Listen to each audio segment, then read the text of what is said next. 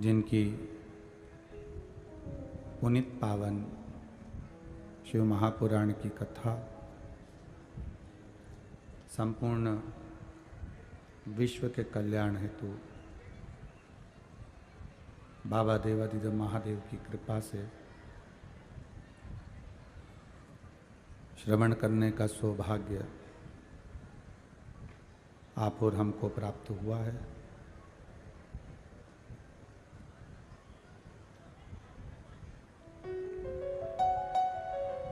छत्तीसगढ़ की ये पावन भूमि तिल्दा नेवरा, जिसमें भगवान शिव की पावन कथा श्रवण करने का सौभाग्य आप और हम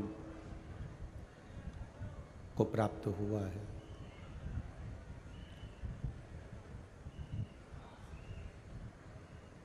शिव की बड़ी कृपा, करुणा, उदारता, दया है, जिनके कारणवश, जिनकी कृपा से आप और हम भगवान शिव की कथा का रसपान कर रहे हैं।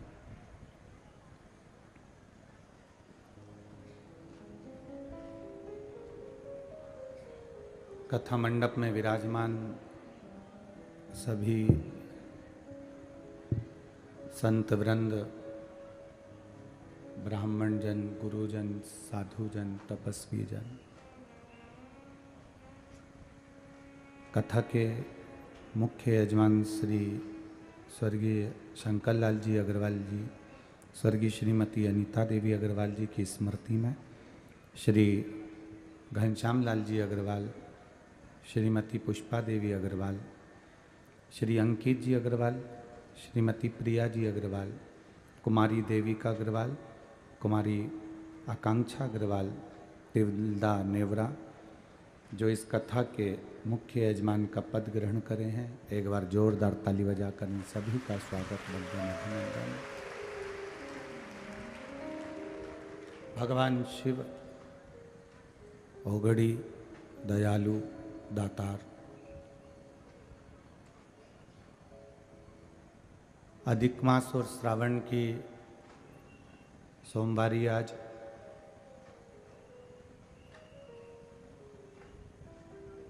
श्रावण अधिक मास के सोमवार की आप सभी को बहुत बहुत बधाई। शिव कृपा आप सब पर बनी रहे। बाबा देवादिदेव महादेव की करुणा, कृपा, दया सदा आपके ऊपर रहे।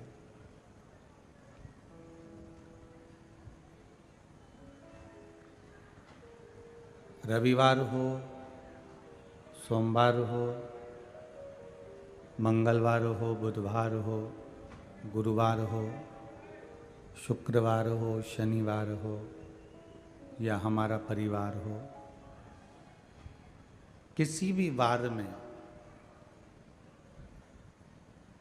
हम भगवान शिव की आराधना कर सकते हैं।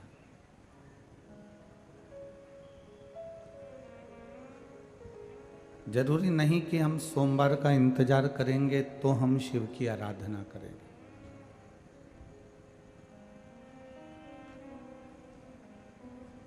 सात दिन में एक दिन गवर्नमेंट का छुट्टी का दिन भी होता है, जिसको रविवार कहते हैं। उस दिन सरकार 7 दिन में से एक दिन छुट्टी दे देती है कि आप भी अपने घर पर रहकर भगवान की भक्ति करो।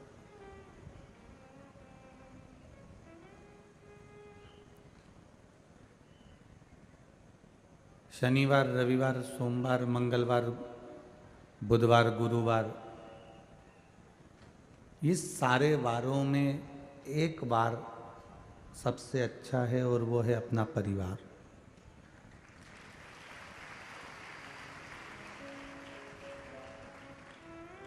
इस परिवार के अंदर बैठकर भगवान की जितनी भक्ति, हम ये नहीं कहें आपसे कि आप बहुत देर करिए, पर इनको प्रेम, करुणा, वात्सल्यता, स्नेह से सींचने का प्रयास करिए।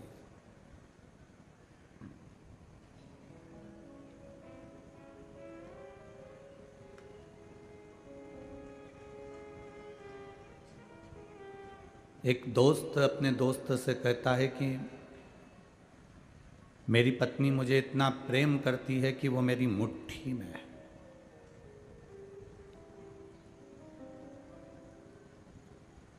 एक लड़का लड़की से कहे या अपने दोस्त से कहे कि वो मुझे इतना चाहती है कि मैंने उसको अपनी मुट्ठी में कर रखा है। एक लड़की लड़के के लिए कहे कि वो मुझे इतना चाहता है कि मैंने उसको अपनी मुट्ठी में कर रखा है।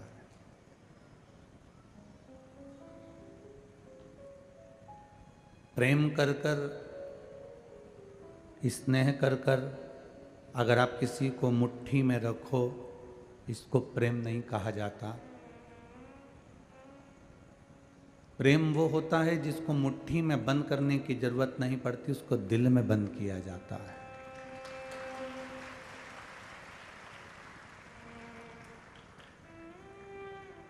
लोग तुमसे कहें कि घर के लोग कहें कि मेरा पूरा परिवार मेरी मुट्ठी में है, तो ये उसकी गलत सोच है। कोई कहे कि वो मेरी मुट्ठी में है, तो ये उसकी गलत सोच है। कोई राजनेता, कोई सत्ताधारी, कोई अध्यक्ष, उपाध्यक्ष, कोई पद पर बैठा हुआ व्यक्ति ये सोचे कि ये मेरी मुट्ठी में है, मेरा वार्ड, मेरा क्षेत्र मेरी मुट्ठी में है, तो ये गलत फहमी आपकी। मतलब आपने दुनिया के लोगों को प्रेम दिया ही नहीं है।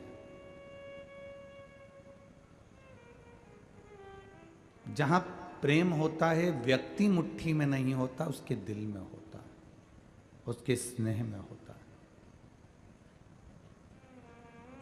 मेरे ओघड़दानी, मेरे त्रिकालदर्शी, मेरे कैलाशी, मेरे अविनाशी, मेरे शिव मृत्युलोक की रचना करते हैं, मृत्युलोक का निर्वहन करते हैं, मृत्युलोक का संचार करते हैं, संचालन करते हैं और मृत्युलोक को फिर अपने में समाहित कर लेते हैं। जल क्या है? मेरा शिव का तत्व है। वायु क्या है? मेरे शंकर का तत्व है। पृथ्वी क्या है? मेरे शिव का तत्व है।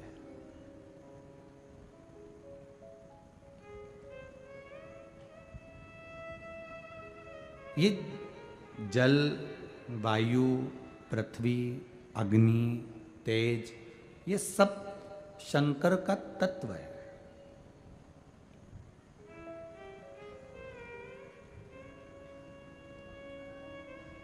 हम किसी विद्वत जन से पूछते हैं कि महाराज जी आप बता दो कि मैं कौन सा व्यापार करूं जो मुझे फलेगा। हम किसी से पूछते हैं कि मैं मैथ लूं, साइंस लूं, कॉमर्स लूं, मैं क्या लूं जो मेरे लिए अच्छा रहेगा। हम कहते हैं कि किसी से पूछने की जरूरत नहीं कि मैं मैथ लूं, कॉमर्स लूं, बायो लूं, कि मैं आर्ट्स लूं, क्या लूं, या आप दुनिया के लोगों से मत पूछो, ये अपने दिल से पूछो, क्योंकि पढ़ाई तुमको करना है। दुकान खोलने से पहले हमने किसी से पूछा मैं कपड़े की दुकान खोलूं, लोहे की दुकान खोलूं, सैनिटरी की खोलूं, धान की खोलूं, आप बता दो मैं किस चीज़ का व्यापार करूं जो मुझे मेरे भाग्य को चमका दे। हम कहेंगे किसी से पूछने की ज़रूरत नहीं है, तुम जो भी काम करो उसको दिल से करो और अपने पूरे कॉन्फिडेंस के साथ करिए, आप सफल हो जाएंगे।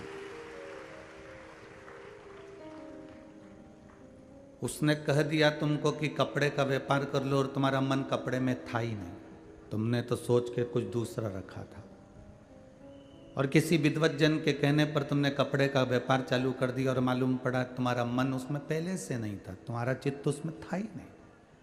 पर उनने कह दिया कपड़े का करो तो तुमने कपड़े का चालू कर दिया, थोड़े दिन चला और बंद कर दिया। फिर तुमने उनसे कहा आपके कहने पर हमने कपड़े का चालू करा था, वो चला ही नहीं।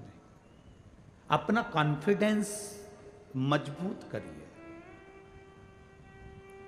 हमें अपनी पढ़ाई के लिए किसी से पूछने की जरूरत नहीं कि मैं साइंस लूं कि मैथ लूं कि बायोलॉजी लूं कि कॉमर्स लूं। उसके लिए आप कितने तैयार हो, क्या कर सकते हो, कितनी आपके भीतर ऊर्जा है, ये आपके सिवाय दुनिया का कोई व्यक्ति नहीं जान सकता। आप स्वयं जान सकते हो।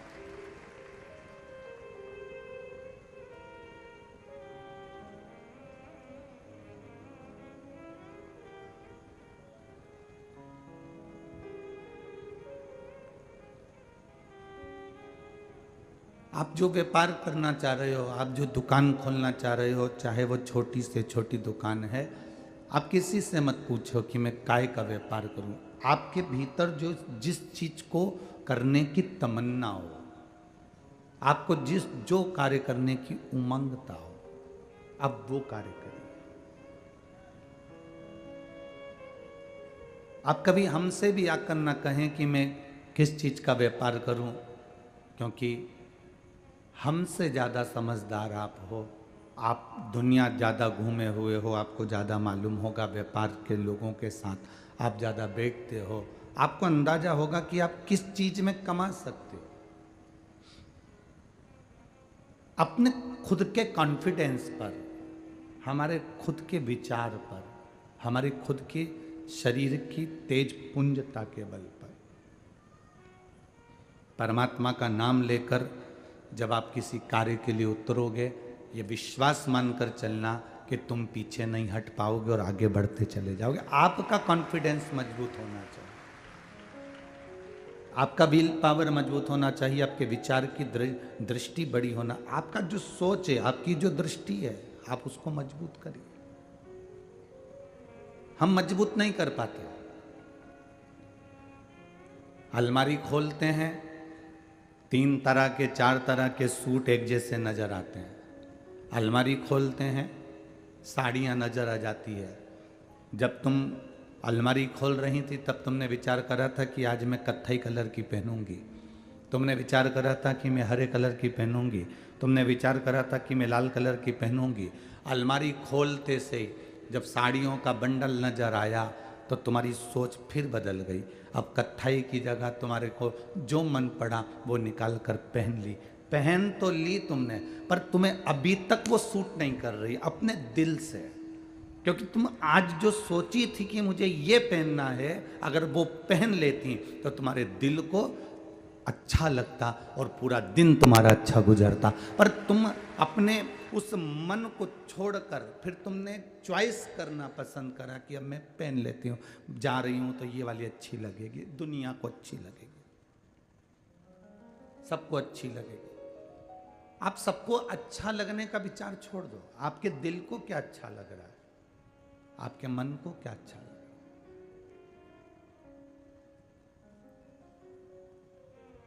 सबके अच्छा लगने का सोचोगे तो सबको तो ये भी अच्छा नहीं लगता कि तुम कथा में आके बैठो। बोलो सही है? सबको तो ये भी अच्छा नहीं लगता, कई लोगों के घर वालों को ये अच्छा नहीं लगता कि आप कथा में पहुंचो। सबको तो ये भी अच्छा नहीं लगता कि आप शंकर जी के मंदिर जाओ।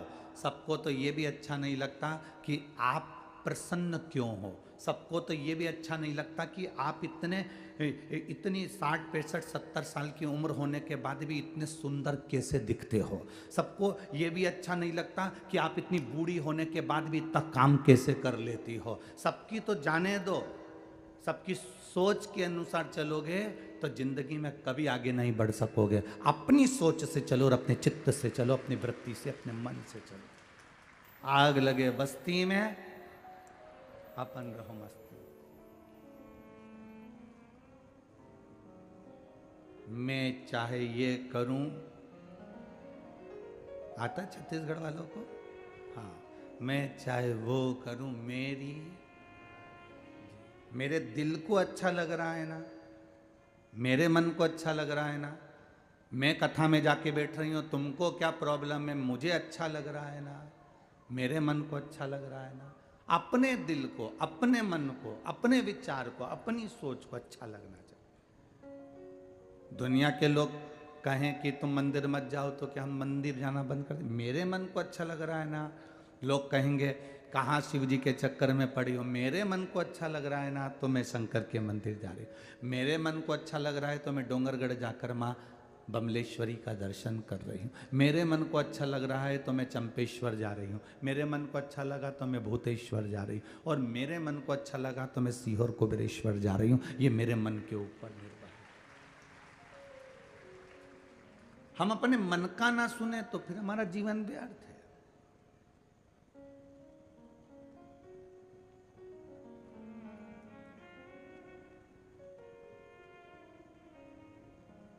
एक माँ ने अपने बेटे से कहा कि तुम कहाँ जा रहे हो? बाजार।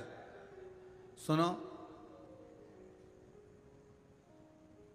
वहाँ से 1 किलो आलू ले आना, आधा किलो टमाटर ले आना, आधा किलो हरी मिर्ची ले आना, आधा किलो तुम एक काम करना, तुम्हारी मर्जी से कोई सब्जी ले आना।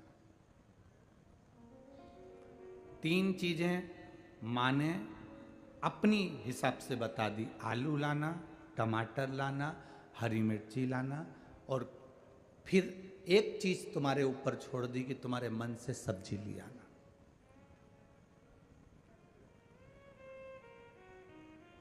जो तुमको अच्छी लगे वो सब्जी लेके आना। अब टमाटर तुमने माता जी की पसंद के लिए, अच्छे नहीं आ रहे थे तो भी तुम्हें लेना पड़ा क्योंकि माँ ने बोला है। आलू तुमने माता जी के पसंद के लिए, आलू छोटे छोटे थे, मार्केट में पूरा मार्केट देखा, बड़ा आलू था ही नहीं, फिर भी माँ ने कहा है तो लेना पड़ा। हरी मिर्ची ले ली। अब आई सब्जी की बारी। टमाटर में तुमने एडजस्ट करा, आलू में तुमने एडजस्ट करा, हरी मिर्ची में तुमने एडजस्ट करा, पर माँ ने कहा था सब्जी तेरी मर्जी की लेकर आना, तो तुम एडजस्ट करोगे? नहीं। अब तुम सब्जी की दुकान पर जो सब्जी तुमको पसंद आएगी और ताजी दिखेगी और अच्छी दिखेगी, सस्ती भी रहे, अच्छी भी रहे और सब खाने में सबको पसंद आ जाए, तुम वो सब्जी चुनोगे। उसी तरह हमें अपनी जिंदगी को दूसरे के कहने पर एडजस्ट नहीं करना।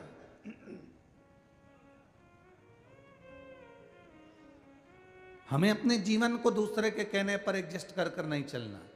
हमारी सब्जी हम खरीदने जा रहे हैं तो जो मेरे दिल को भाया वो सब्जी में लाया, बनाया, खाया और अपने आनंद में रहे। ऐसा अपने जीवन में अपनी प्रसन्नता के कारणों को हमें खुद ढूंढना पड़ेगा। हमारे भीतर की प्रसन्नता के कारणों को हमें ढूंढना है। हमें दूसरे के एडजस्टमेंट में एडजस्ट नहीं होना।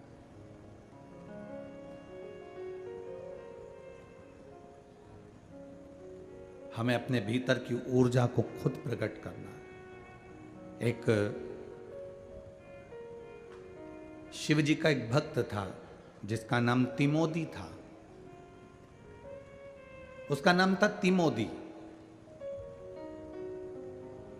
मछली का उसका व्यापार था। गरीब बहुत था पर उसमें एक ऊर्जा थी तिमोदी में। मछली पकड़ने के लिए जाता था, सारे मछुआरे के पास में बहुत बड़ी बड़ी नौकाएं थी, बहुत बड़े बड़े नाव थी, पर इसके पास में एक छोटी सी नौका थी।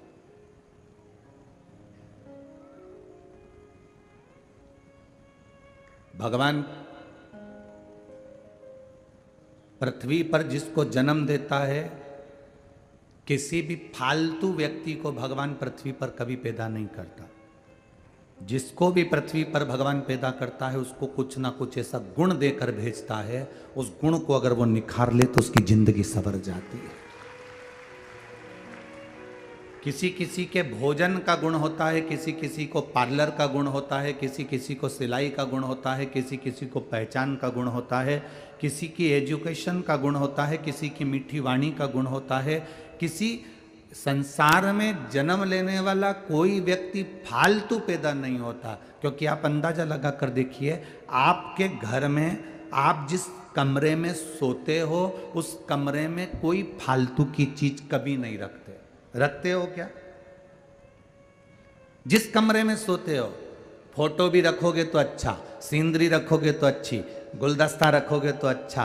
तुम्हारे कमरे के अंदर जिसमें तुम सोते हो उसमें सब तुम अपनी पसंद की चीज रखते हो, उसमें कबाड़ा नहीं रखते, फालतू की चीजें नहीं रखते, रद्दी कागज नहीं रखते, फालतू के पोछे के कपड़े नहीं रखते, फालतू की चीज उस कमरे में तुम रखते ही नहीं हो। तुम्हारे कमरे में तुम सब कीमती चीज, अच्छी चीज, वीआईपी चीज, अच्छी क्वालिटी की चीजें तुम अपने कमरे में रखते हो। तो ये जैसे तुम अपने कमरे में अच्छी चीज रखते हो, तो ब्रह्मा जी का ब्रह्मलोक है, भगवान विष्णु का वैकुंठ लोक है, और पृथ्वी मृत्यु लोक मेरे महादेव का है। तो मेरा महादेव भी पृथ्वी पर क्वालिटी वाली चीजें रखता है, बेकार चीज नहीं रखता। आप जितने बैठे हो, जितने आस्था चैनल पर कथा सुन रहे हो, जितने फेसबुक यूट्यूब पर कथा सुन रहे हो, आप में वो क्वालिटी है। परमात्मा ने अगर आपको पृथ्वी पर जन्म दिया है तो कुछ ना कुछ क्वालिटी देकर पैदा करा है। भगवान ने आपको अगर पृथ्वी पर जन्म दिया है तो कुछ ना कुछ ऊर्जा देकर पैदा करा है। भगवान ने अगर आपको पृथ्वी पर जन्म दिया है तो कुछ ना कुछ आप में ऐसा गुण है जिसको आप निखार सकते हो। अपने गुण को निखारने का प्रयास करिए, अपने गुण को निखारने का प्रयास करो। और जिस दिन आपके भीतर का गुण निखर जाएगा, उस दिन आनंद की अनुभूति अपने आप हो जाएगी। यहां पर कई माताएं ऐसी बैठी हैं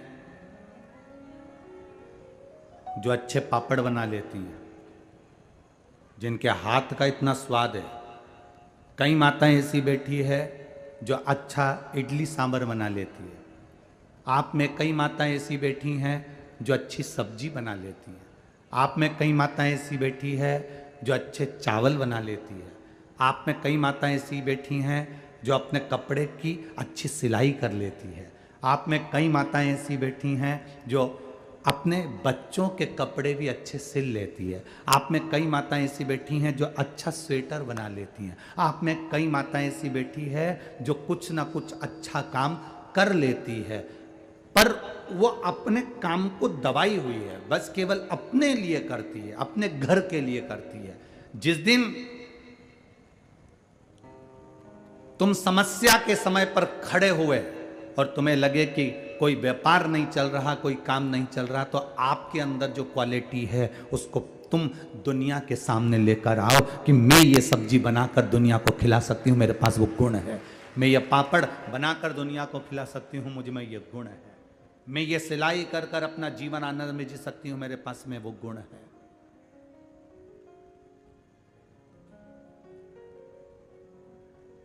हम क्यों दुनिया पर आश्रित हो रहे हैं? हम क्यों दूसरे पर आश्रित? हम अपने ऊपर क्यों नहीं आश्रित? स्वयं के ऊपर आधारित रहिए, अपने बल पर। कल एक लड़के ने पत्र लिखा था, एक बेटे ने, जिसका पांव कट गया था। पांव कटने के बाद वो एक्सीडेंट हुआ, बेटे का पांव कट गया, पांव कट गया, एक सीधा पांव पूरा कट गया, प्लास्टिक का पांव उसने लगवा लिया। हार गया क्या वो? नहीं। शिव महापुराण ने उसको हिम्मत दी। हॉस्पिटल में पड़ा हुआ जब पांव कट गया, घर पर आ गया, दुनिया के लोग कुछ भी कहें वो रोता रहा, और टीवी के माध्यम से कथा पलंग पर पड़ा पड़ा सुनता रहा, और उसको एक बल मिल गया। बल मिल गया तो उसने एक छोटा सा व्यापार चालू कर दिया। छोटा सा व्यापार चालू करा तो धीरे धीरे उसकी 2 दुकान होती चली गई, बढ़ता चले गया। उसकी एनर्जी उसने अपने आप ढूंढ ली।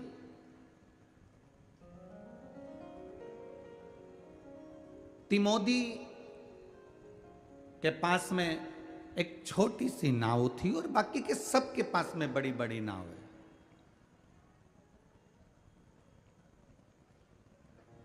सबके पास में बड़ी बड़ी नौका है, उस तिमोदी के पास में एक छोटी सी नाव जिससे वो मछली पकड़ने जाता। व्यापार इतना चलता नहीं उसका, पर उसकी नाव चलाने का जो तरीका है, उसकी नाव चलाने का जो ढंग है, उससे जितने भी नाव वाले थे वो सारे नाव वाले उससे ईर्ष्या करते थे कि इसकी नाव का तरीका बड़ा विचित्र है, थोड़ी देर में यहां रहता और थोड़ी देर में वहां पहुंच जाता। भले ये मछली सही से नहीं पकड़ पाता, पर इसका नाव चलाने का तरीका बड़ा विचित्र।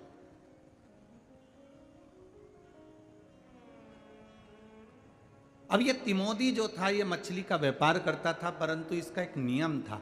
जितनी देर ये मछली पकड़ने के लिए जाता था, मछली पकड़ने में जितना समय लगता था, अगर 1 घंटा मछली पकड़ने में लगता था तो 1 घंटा ये समुद्र के किनारे बालू रेत का शिवलिंग बनाकर मंत्र का जाप करा करता था, नमः शिवाय, ओम नमः शिवाय। तिमोदी का एक नियम था। अगर मछली पकड़ने के लिए 9 बजे इसको मछली पकड़ने जाना है तो ये 7:30 बजे घर से निकल जाता, 8 बजे समुद्र के किनारे पहुंच जाता, बालू रेत का शिवलिंग बनाता और शिवलिंग बनाकर उसकी आराधना करता।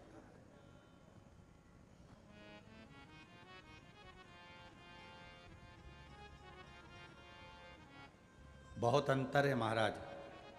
ये पहले की जो बुजुर्ग माताएं हैं ना, यहाँ जितनी बैठी हैं पहले की माताएं, जब ये समुद्र घूमने जाती थी, जगन्नाथपुरी गई, द्वारका जी गई, रामेश्वरम गई, जब ये समुद्र घूमने जाती थी तो समुद्र के किनारे पर रेत में शिवलिंग बनाती थी। ये बुजुर्ग माताएं वहाँ बैठकर शिवलिंग बनाती थी, ऐसी डिजाइन बनाती थी शंकर जी जैसी, और पानी की लहर आती थी और वो शिवलिंग को बहाकर ले जाती थी। आज के ज़माने की जो पीढ़ी समुद्र के किनारे जाती है, ये शिवलिंग नहीं बनाती, ये अपना घर बनाती है और कहती है देखो मैंने कितना सुंदर घर बनाया। कोई इधर से हाथ निकाले, इधर से हाथ निकाले, उसको घोंसला बना देवे उसमें से, नीचे से है, देखो मैंने ये कितना अच्छी गुफा बनाई, मैंने ये घर बनाया। पानी की लहर आती है, वो घर को बहा कर ले जाती है। समुद्र के किनारे जाना तो मेरे राम जी जैसी एक बुद्धि लेकर जाना, समुद्र के किनारे जाना तो मेरे भगवान कृष्ण जैसी बुद्धि लेकर जाना, समुद्र के किनारे जाना तो बलभद्र जैसी बुद्धि लेकर जाना। जब जब मेरे कृष्ण समुद्र के किनारे जाते थे, जब जब मेरे राम समुद्र के किनारे जाते थे, जब जब मेरे बलभद्र समुद्र के किनारे जाते थे, तब बालू रेत का शिवलिंग बनाते और उसकी पूजन करते थे। कारण बालू रेत में जो बारीक बारीक कण होते हैं, बिल्कुल बारीक बारीक कण होते हैं, और उसका जब शिवलिंग बनकर हम पूजन करते हैं तो सहस्त्र शिवलिंग के फल हमारे खाते में चले जाते हैं। सहस्त्र शिवलिंग का फल हमारे खाते में आ जाता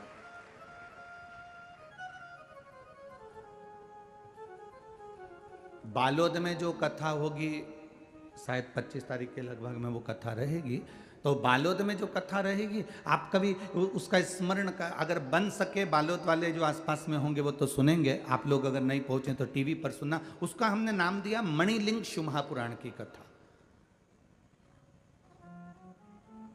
मणिलिंग शिव महापुराण की कथा। मणि का मतलब क्या होता है? क्या हीरे का शिवलिंग मणिलिंग कहलाता है? स्फाटिक का शिवलिंग मणिलिंग कहलाएगा? सोने का शिवलिंग मणिलिंग कहलाएगा?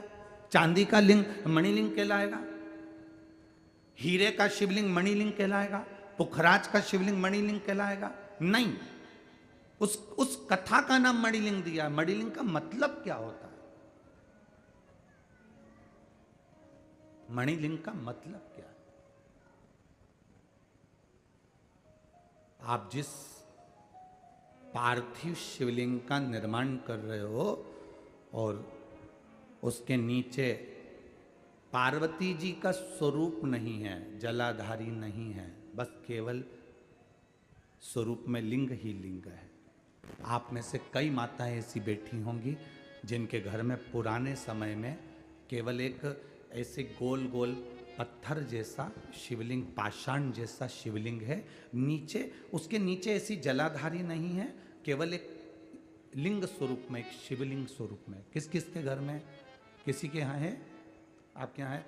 तो केवल उसमें केवल एक शिवलिंग की आकृति, उसके नीचे जलाधारी पार्वती जी नहीं है, उसके नीचे अशोक सुंदरी वगैरह ये कुछ भी, नीचे का कुछ भी नहीं है, केवल एक लिंग स्वरूप में। कभी आप उसको कटोरी में रख देते हो, कभी आप उसको कोई चोमली बनाकर कपड़े की उस पर रख देते हो, कभी आप उसको कहीं एक प्लेट में फूल के साथ, चावल के साथ रख देते हो। उसको हमारे यहाँ शिव महापुराण में मणिलिंग की गणना दी गई है, उसको मणिलिंग कहते हैं। आप नर्मदा जी का कंकड़ उठाकर लेकर आ गए, आप सीहोर का कुबेरेश्वर धाम का कंकड़ लेकर आ गए, इसको मणिलिंग की गणना करी गई। अब तुम कुबेरेश्वर धाम का कंकड़ लेकर आ गए और तुमने उसको प्लेट में रख दिया, तो उसके नीचे जलाधारी नहीं है, उसके नीचे अशोक सुंदरी गणेश जी वाला स्थान जलाधारी। जो तुम लेकर आए हो, तुम नर्मदा जी का कंकड़ लेकर आ गए, वो मणिलिंग की गिनती में आ गया। तुम लेकर आ गए, उसके नीचे जलाधारी नहीं है, तुमने रख दिया उसको, वो मणिलिंग। एक तुलसी जी के क्यारे में पहले के लोग जब घूमने जाते थे, नर्मदा आदि आदि गंगा से शिला उठाकर ले आते थे, उसको लाकर तुलसी के क्यारे में रख देते थे, वो मणिलिंग कहलाता था। कईयों के घर पे रखा होगा, तुलसी के क्यारे में ले जाकर लोग उसको रख देते थे।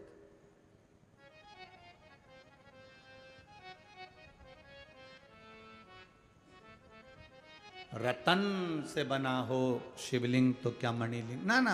आप इसको हम कहेंगे सावन के महीने की, ये जो 2023 का जो सावन चल रहा है, सावन के महीने की आखिरी कथा, विराम की कथा रहेगी। सावन जब चलेगा तो उसका विराम की कथा बालोद में रहेगी, उसको जरूर सुनना एक बार मौका लगे तो।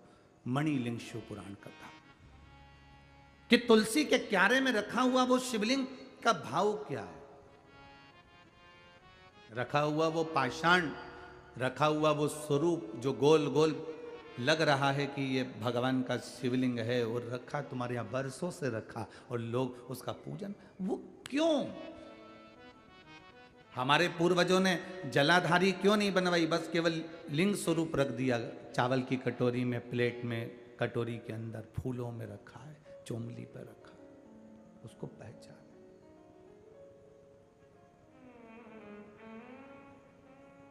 ये मणिलिंग की कथा से अपन स्मरण कर सकते।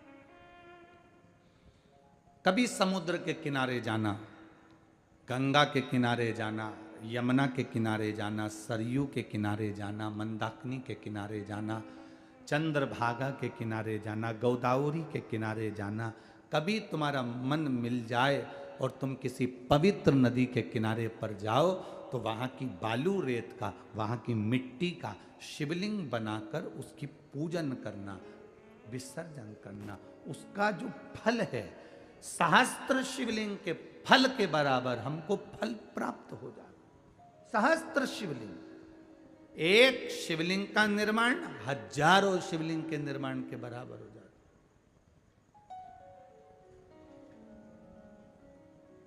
आप लोगों में से किसी ने अगर प्रयागराज में, हम 3 दिन के लिए गए थे प्रयागराज में, जब माघ का महीना था, माघ मेला भराया था, तब सतुआ बाबा हमको वहाँ बुलाए थे, तो त्रिवेणी के संगम पर कथा कही थी। उसमें कथा आई थी कि राम जी महाराज जब प्रयागराज में आए तो गुरु बाबा ने उनसे कह दिया था कि तुमने रावण का वध करा है, तुम पर ब्रह्म हत्या लगी हुई है।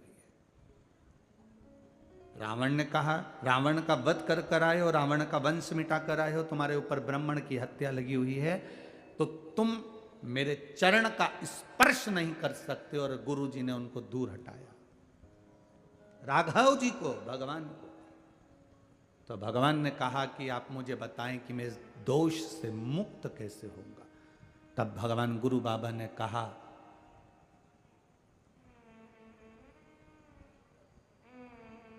सहस्त्र शिवलिंग,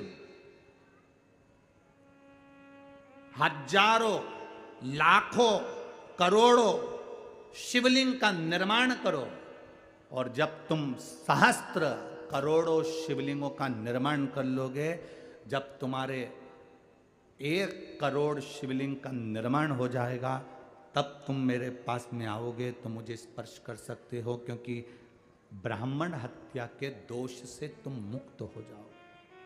सहस्त्र। राम जी महाराज मौन होकर बैठ गए। जानकी मैया उनके साथ थी, क्योंकि वापिस लौट कर जा रहे थे, तो सीता जी साथ में थी, श्री हनुमंत लाल उनके साथ में थे महाराज।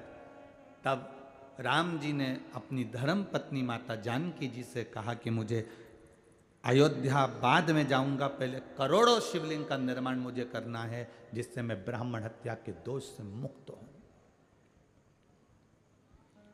जानकी जी ने राम जी के चरणों को प्रणाम कर कर कहा, एक एक शिवलिंग का निर्माण करोगे, करोड़ों शिवलिंग रोज बनेंगे, तो कब तक बनाओगे और कब तक विसर्जन करोगे और कब तक पूजन करोगे?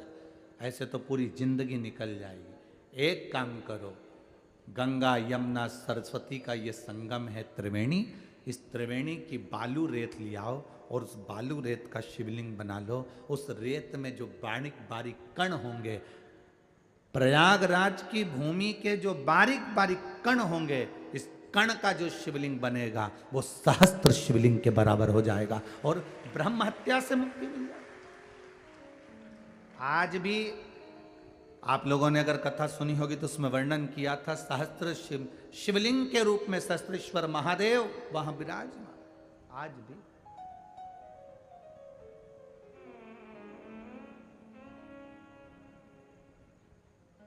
कभी मौका लग जाए आपकी जिंदगी में, कभी आपको ऐसा महसूस हो कि आप समुद्र के तट गए हो, द्वारका जी गए हो, जगन्नाथ जी गए हो, आप रामेश्वरम गए हो, तो प्रयास करना हम भी वहां थोड़ी सी आराधना कर लें।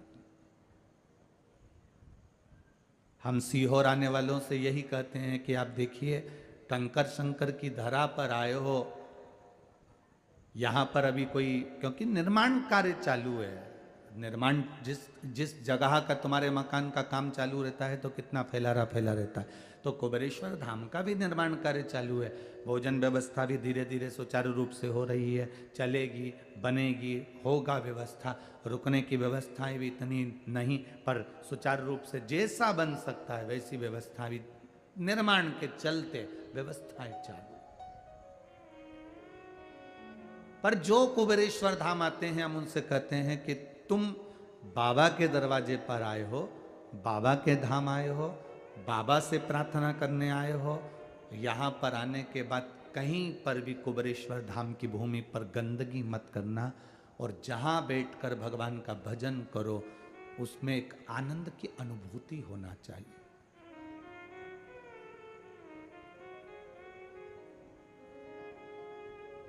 जिस जगह पर बाबा का स्थान है,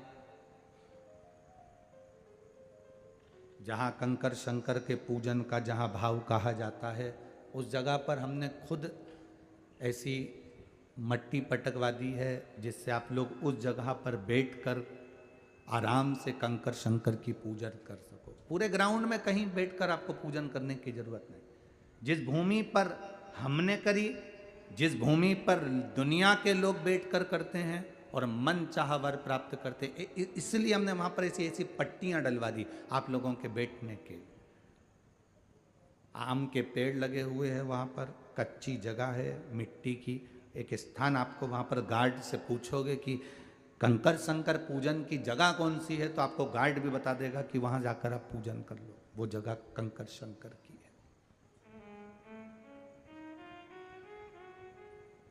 वहां पर जितने लोग आते हैं हर कहीं बैठकर पूजन करते ना, उससे पूछो कंकर शंकर पूजन की जगह कौन सी, वो बताएगा, वहां बैठ जाओ, उधर जगह है, वहां बैठकर पूजन करो, वहां कंकर शंकर की आराधना करो।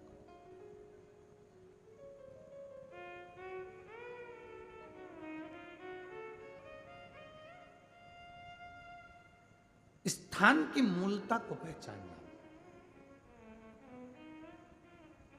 आप यहां भी बैठ गए, वहां भी बैठ गए, वहां भी बैठ, ना ना ना, जो स्थान, क्यों हम तीर्थ क्यों जाते हैं, हम 12 ज्योतिर्लिंग का दर्शन करने क्यों जाते हैं, हम चंपेश्वर महादेव या बमलेश्वरी माता का दर्शन करने क्यों जाते हैं? क्योंकि वहां जिस जगह पर बमलेश्वरी माता बैठी है, वहाँ की जो भूमि है, जहाँ बैठकर माता ने तप करा वो भूमि सिद्ध हो गई, जहाँ चंपेश्वर महादेव विराजमान है वो भूमि सिद्ध हो गई, जहाँ पर 12 ज्योतिर्लिंग विराजमान है वहाँ तप साधना कर कर वो भूमि सिद्ध हो गई। इसलिए एक निश्चित जगह होती है कि यहाँ कंकर शंकर की पूजन करना है, तो वो भूमि की सिद्धता, आसन की सिद्धता।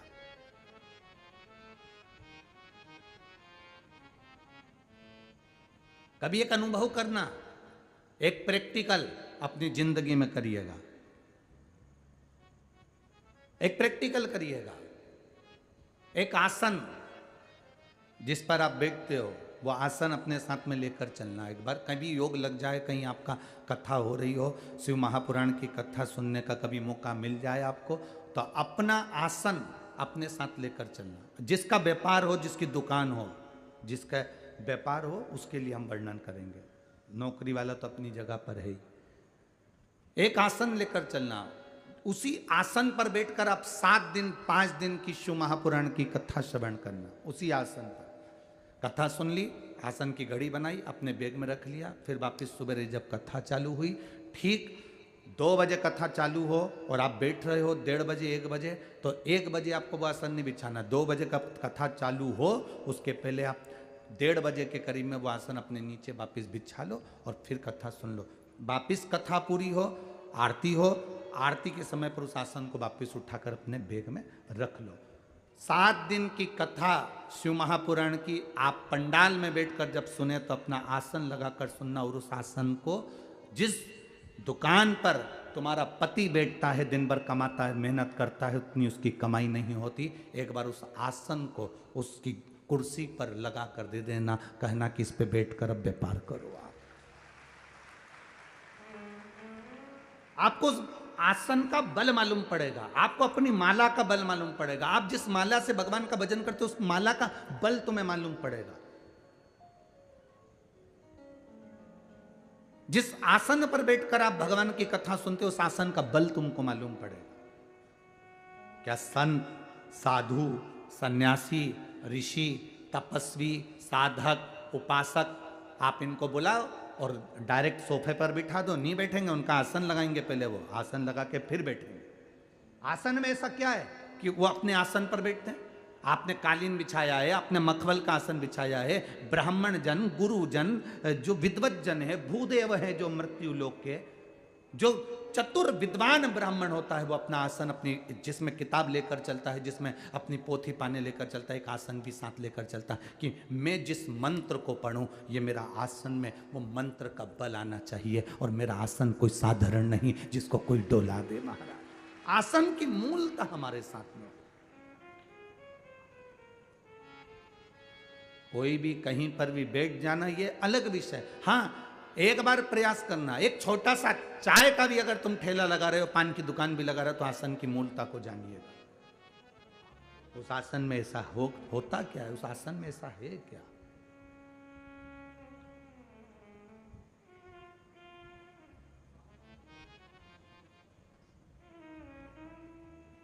हमें लगता है कि ये मंदिर में आसन रखा हुआ है, पूजन का आसन रखा हुआ है, घर में हम पूजन करते हैं, आसन पर बैठकर करते हैं। आसन अनुशासन का एक आनंदमय भाव है जिस पर बैठकर हमारी तप साधना का बल बढ़ता है।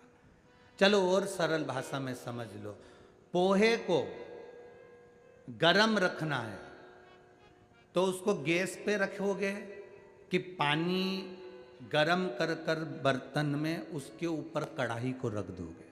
बोलो, जम के बोलो। डायरेक्ट गैस पे रखोगे तो पोहा कड़ला हो जाएगा, पर उसी पोहे को भगोने में पानी को गरम करो बर्तन में, और उस बर्तन पर, कभी होटल में जाकर देखना, होटल वाला गैस चालू रखता है और नीचे पानी का भगोना, उसके ऊपर पोहे की कढ़ाई, जिससे वो पोहा गरम रहता है। उस पानी के, गरम पानी के बर्तन पर उस कढ़ाई को रखा गया जिससे वो पोहा गरम बना रहे।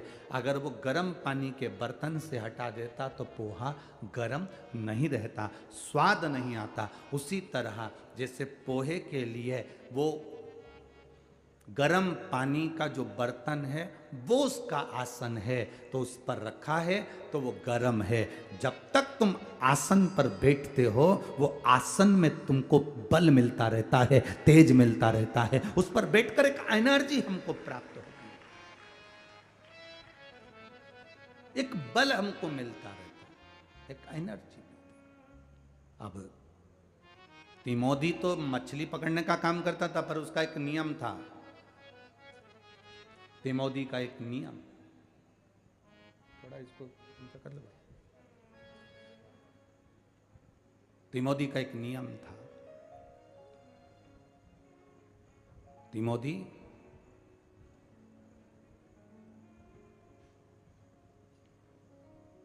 जाने से पहले, मछली पकड़ने से पहले, बंद ना करने का बोला है, इसको खोलिए। हाँ, इसको भी खोलिए। तिमोदी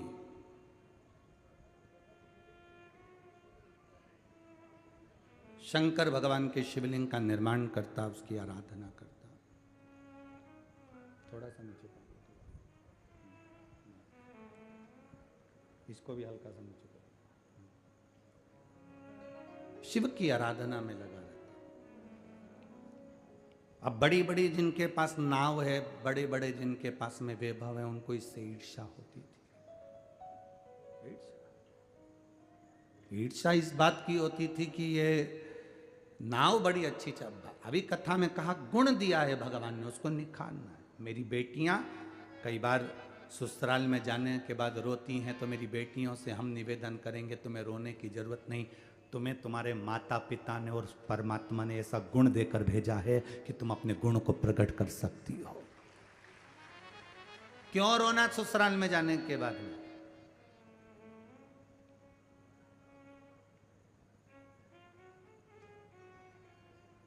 क्यों रोना? आंख में आंसू आ रहे हैं तुम्हारे, तुम अपने आप को कमजोर समझ रहे हो। क्यों समझना?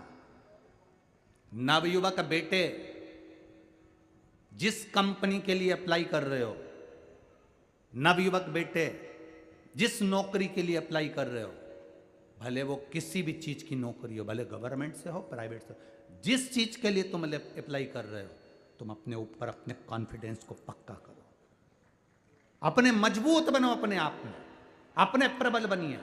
और जब प्रबल बनकर आप जब भगवान के भरोसे रहकर, भगवान पर विश्वास कर कर और अपने आप पर भरोसा कर कर जब उस एग्जाम में बैठोगे, ये मत सोचना कि मैं पास होऊंगा कि नहीं होऊंगा, ये सोचना कि मेरा महादेव मेरे साथ है, अब की बार तो मैं निकल कर बताऊंगा।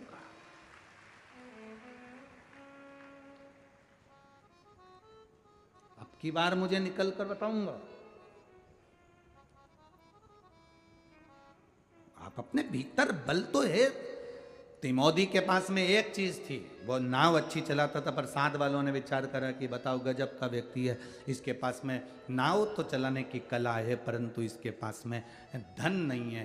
तो एक व्यापारी ने उस तिमोदी के साथ में एक कंपटीशन किया, एक प्रतियोगिता कर ली।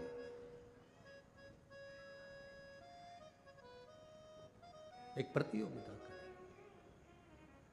और प्रतियोगिता जब करी, तिमोदी पड़ोसी को मालूम था, व्यापारी को मालूम था कि ये शंकर भगवान की भक्ति करता है, भजन करता है, 2 रोटी तो इसको भोलेनाथ जी दे ही देता है, 2 रोटी तो इसको प्राप्त हो ही जाती है।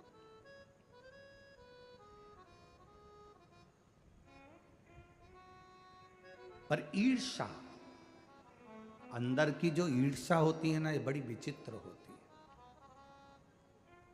खुद मंदिर नहीं जा रहे हो, दूसरा मंदिर जा रहा है, तो अंदर से ईर्ष्या ऐसी भरा रही है कि ये मंदिर क्यों जा रहा है। आपको कथा में कहा था, कड़ी खाओगे तो कड़ी की डकार आएगी, गुलाब जामुन खाओगे तो गुलाब जामुन की डकार आएगी। भीतर अगर ईर्ष्या भरी होगी तो तुम जब जब बोलोगे तुम्हारे मुंह से ईर्ष्या ही डकार में निकलेगी। तुम्हारे अंदर जो ईर्ष्या भरी होगी वो डकार में ईर्ष्या निकलेगी। तुम जब जब तुम्हें माइक मिलेगा, जब जब तुम बोलना चालू करोगे, तब किसी ना किसी के लिए नफरत के शब्द ही बोलोगे, निंदा के शब्द बोलोगे, अपशब्द बोलोगे, क्योंकि तुम्हारे अंदर वो ईर्ष्या भरी हुई है, उसकी डकार तुम्हें आ रही है।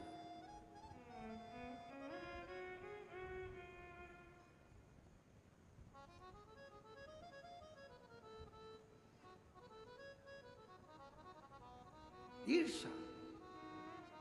हम जब किसी से कहते हैं तू अपनी औकात में रहकर बात कर, हम जब किसी से कहते हैं अपनी औकात देखिए, हम जब किसी से कहते हैं अपनी औकात में रहिए, शिव महापुराण की कथा कहती है, जिसने ये शब्द कहे हैं उसने बोलकर अपनी औकात खुद दिखा दी कि वो किस औकात का है।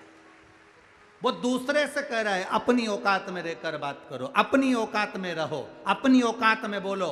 मतलब जो बोल रहा है उसके शब्द आपको दिखा देते हैं कि उसकी औकात क्या है, उसके शब्दों से मालूम पड़ रहा।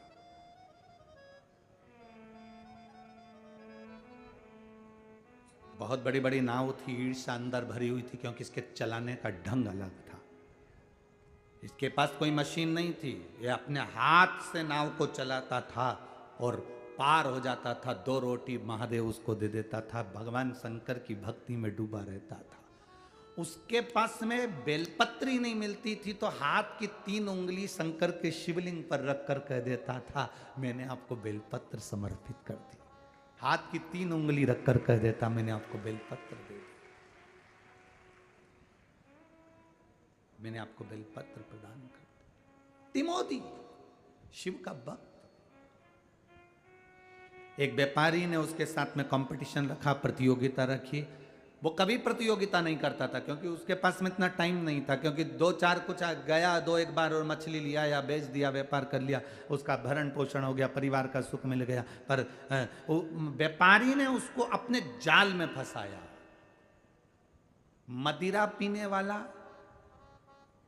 चोरी करने वाला, गलत काम करने वाला, गलत व्यसन में डूबने वाला, ये किसी ना किसी को अपने जाल में फंसाने का काम करते ही है। और बुरा काम करने वाला अच्छे व्यक्ति को जब अपने साथ में रखता है और धीरे धीरे उसको बुरा काम करने के लिए आतुर करता है, तो बुरा काम करने वाला तो बुरा काम करके निकल जाता है, पर अच्छा व्यक्ति थाने में जिंदगी भर सड़ता रहता है। जिंदगी भर अच्छा व्यक्ति पड़ा रहता थाने के अंदर, जिसने गलती ना करी है, क्योंकि बुरा करने वाला बुरा कर्म कर कर निकल गया। एक कौवा मानसरोवर पर आ गया, बहुत सारे हंस थे। कौवे से कहा, कौवा यहाँ मानसरोवर है, यहाँ हंस रहते हैं, चलो निकलो यहाँ से बाहर। कौवा कहने लगा, मैं भी पक्षी, तुम भी पक्षी, तुम गोरे में काला, अंतर क्या है? पक्षी तो है ना, एक जात के तो है ना, एक समाज के तो है ना, है तो पक्षी ना, तो मेरे रहने में क्या दिक्कत है? हंसों ने कहा, नहीं नहीं कौवे, यहाँ हंस रहते हैं, सत्संग करते हैं, भजन करते हैं, तुम्हारी और हमारी नहीं पटेगी। अपन पक्षी तो है ना, एक जात के तो है ना, एक समाज के तो है ना, अपन तो रहेंगे। सारे हंस चले गए, एक हंस बैठा रहा, उसकी कौवे से दोस्ती हो गई। कौवे ने हंस से कहा, भाई मुझे भूख लगी है। हंस गया, मोती चुग कर ले आया, क्योंकि हंस तो मोती चुगते। मोती लेकर आया, ले खाओ। कौवे ने जो मोती को मुख में रखा तो चोंच टूट गई उसकी, क्योंकि मोती कौवे ने कभी खाया नहीं था। भूखा मरने लगा। कौवा कहने लगा, भाई मैं तो भूखा मर रहा हूँ, अब मेरे साथ चल मेरे गांव। उसको लेकर आ गया। कौवा शमशान में रहता था, बड़ के पेड़ के ऊपर बैठा, हंस को भी लेकर बैठ गया। हंस ने कहा कौवे से, मुझे भूख लग रही है। कौवा गया, मरे हुए कुत्ते का मांस उठाकर लेकर आ गया, हंस को देने लगा, ले रे हंस खा ले। हंस कहता है, मर जाऊंगा पर यह कुत्ते का मांस नहीं खा सकता, क्योंकि हम लोग मोती चुनते हैं, मोती को खाते हैं, ये हम मांस नहीं खा सकते। कौवे ने समझाया, फिर भी हंस नहीं खाया। नीचे का राजकुमार बैठा था, इन दोनों की बात करने में मांस का टुकड़ा नीचे गिर गया, राजकुमार के ऊपर गिरा। राजकुमार ने बाण साधा और निशाना लगाकर मारा। जो मारा तो कौवा भाग गया, वो बाण हंस को लग गया, हंस नीचे गिरा। राजा के लड़के ने कहा, हंस देव, मैंने बाण कौवे को मारा था, आपको लग गया। हंस कहते हैं, आपकी गलती नहीं, गलती मेरी है, मैंने गलत मित्र का साथ कर लिया था, इसलिए वो गलत काम कर कर चले गए और पकड़ा ले गया। गलत करने वाला गलत काम करके चले जाता है, गलत बोलने वाला गलत बोल कर चले जाता है, बेविचारी गलत कर्म करने वाला गलत कर्म कर कर चले जाता है। तुम किसकी संगत में रह रहे हो? गलत काम करने वाले की संगत में रहोगे तो वो गलत काम कर कर चले जाएगा, और अच्छा व्यक्ति जिंदगी भर कोतवाली के और अदालत के चक्कर काटता रहेगा। इसलिए निवेदन है, संगत अच्छों की बैठना। पंगत और संगत, ये 2 चीजों में याद रखना। खाने की पंगत छूट जाए चल जाएगी, पर अच्छे लोगों की संगत नहीं छूटना चाहिए। पंगत छूट गई, खाने की पंगत रह गई कि मुझे इस पंगत में बैठना था, मुझे भोजन करना था, पंगत छूट जाए चल जाएगी, पर संगत नहीं छूटना चाहिए। अच्छे लोगों की संगत में अगर बैठोगे तो तुम्हारी जिंदगी अच्छी बनेगी। अब इसको तिमोदी को व्यापारी ने अपने झांसे में ले लिया और कहा कि तू और मैं कंपटीशन रखते हैं, प्रतियोगिता करते हैं। क्या प्रतियोगिता? प्रतियोगिता ये, नाव लेकर चलेंगे, उस किनारे तक पहुंचना है, जो पहले पहुंचेगा वो जीत गया। जो हारा उसको 10 नाव देना पड़ेगी और अपने दोनों हाथ उसको देना पड़ेंगे, दोनों हाथ देना पड़ेगा। अब व्यापारी के पास में तो नौकर चाकर बहुत थे नाव चलाने वाले, पर तिमोदी के तो ये 2 हाथी थे जिसके बल पर वो नाव चलाता था। तिमोदी ने कहा मैं ये प्रतियोगिता नहीं रखना पड़ेगा, तेरे को तेरे पिताजी की सौगंध है। दोस्त जो बिगड़े हुए दोस्त रहते हैं विचित्र, वो आपसे कहते हैं कौन देख रहा है, ले थोड़ी सी, तेरी मम्मी तो घर है, तू तो रायपुर में है, कहाँ तिल्दा नेवरा, कहाँ रायपुर, ले तू तो भिलाई में, तू तो यहाँ बैठा है, तू यहाँ बैठा है भोपाल में, तू बैठा मुंबई में, तू बैठा पूना में, तेरे घर के लोग तो वहाँ। ये बेटियाँ पढ़ने के लिए जाती हैं, ये बेटे जॉब के लिए पढ़ने के लिए जाते हैं, इनको जो बिगड़े हुए दोस्त हैं वो ऐसे ही बिगाड़ते हैं। कौन देख रहा है, ले, कौन देख रहा है, ले, बस। इसीलिए शास्त्र कहता है ताली मित्र, थाली मित्र और प्याली मित्र से दूरी बनाकर चलना तो तुम्हारी जिंदगी सार्थक हो सकती है। प्रशंसा करने वालों से दूरी बनाकर चलना, कोई तुम्हारी प्रशंसा करे बिल्कुल दूर हट जाना, बिल्कुल दूर हट जाइए।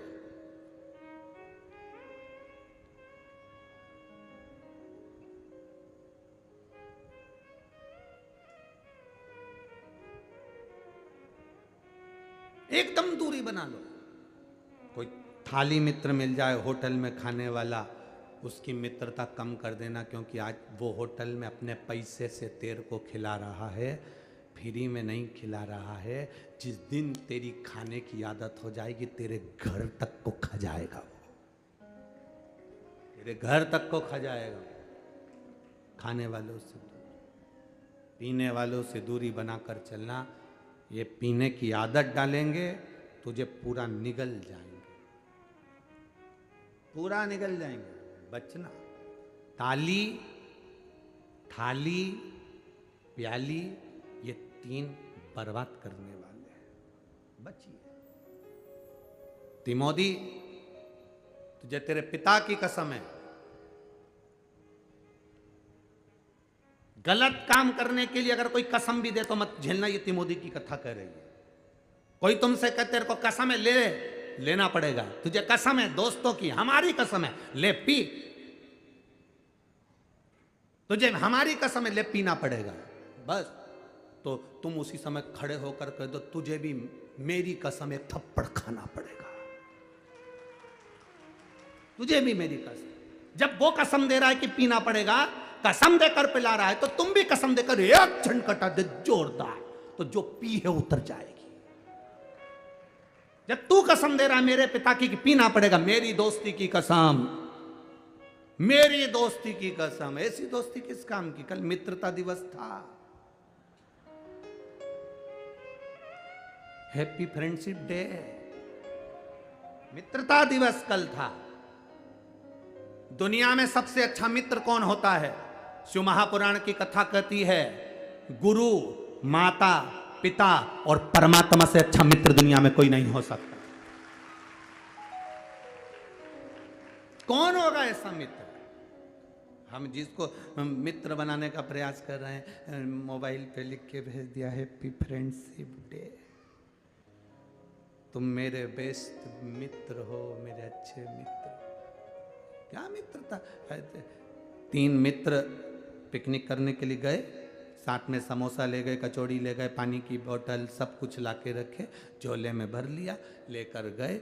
जाकर पहुँचे, जंगल में पहुँचते से उन्होंने देखा बैग खोलकर कि इसमें खाने का तो सामान है पर कोल्ड ड्रिंक की जो बोतल थी वो घर रह गई।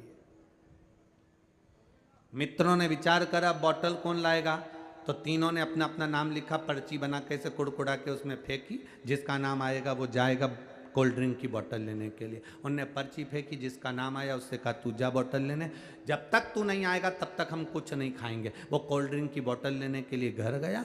दोनों मित्र बैठे रहे, इंतजार करते रहे, 2 घंटे हो गए, वो मित्र नहीं आया तो इन्होंने सोचा उसकी मम्मी ने कोई काम बता दिया होगा, चलो निकालो समोसा कचौड़ी। इनने कचौड़ी समोसा निकाला, जलेबी इमरती निकाली और दोनों मित्र खाने वाले थे। इतनी देर में वो पेड़ के पीछे से आया और पेड़ के पीछे से आते से ही बोला, मुझे पहले ही मालूम था कि तुम खा जाओगे, इसलिए मैं गया ही नहीं।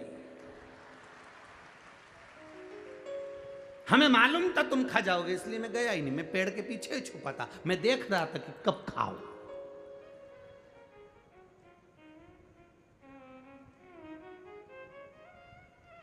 जो मित्र तुम्हें कसम दे, अपने दोस्ती की कसम है, अपनी मित्रता की कसम है, अपनी कसम है, अपने दोस्त के लिए इतना सा नहीं कर सकता तो उससे कह दो तू अपने दोस्त के लिए 2-4 थप्पड़ नहीं खा सकता। गलत संगत में उतार रहे हो, कहां का तरीका। खाने की पंगत छूट जाए चल जाएगी पर अच्छी संगत मत छोड़ना। दुनिया के लोग तुमसे कहेंगे कहां जा रहे हो, कथा सुनने के लिए। क्या करोगे कथा में जाकर, कहना किटी पार्टी में तो नहीं जा रहे, डीजे पे डांस करने तो नहीं जा रहे, हम कहीं होटल में खाने तो नहीं जा रहे, हम कहीं गलत जगह पर तो नहीं जा रहे, हम तो केवल भगवान शंकर की कथा में चले जाते हैं। साल भर में 2-3 कथा पंडाल में बैठ के सुन लेते हैं। हम सोचते हैं कि अपने मायके हो जाए, इससे बढ़कर सुख और क्या है। हो गया हमारा मायका। हमारे पिता देवाधिदेव महादेव के पास गए थे। हमारे जब तुम कथा में जाओ और घर के लोग, मोहल्ले के लोग तुमसे पूछे कहां गई थी, दिख नहीं रही थी, अपने बाप के घर गई थी, अपने पिता के घर। कहां?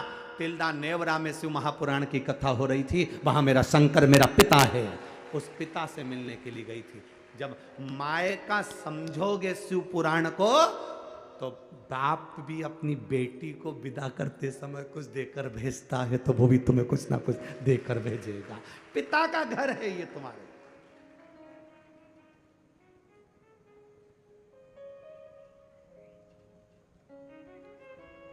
पिता का घर।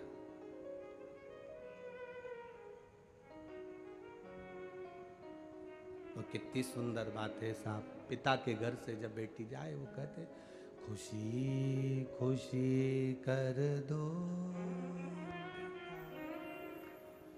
तुम्हारी बेटी राज करे, महलों का राजा मिला।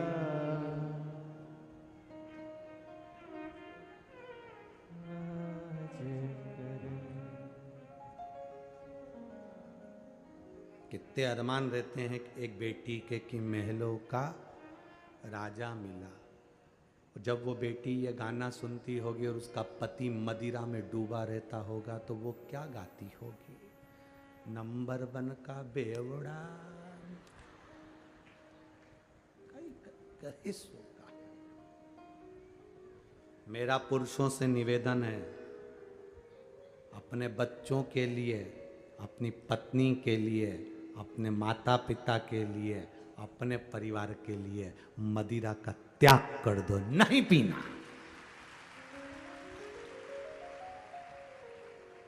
नहीं पीना।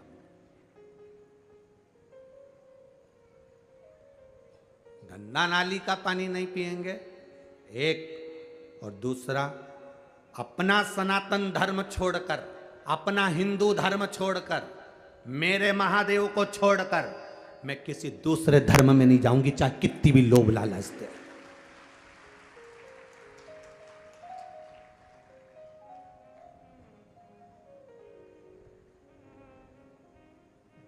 बाप कितने होते हैं? अरे बोलो तो, बाप कितने होते हैं? एक।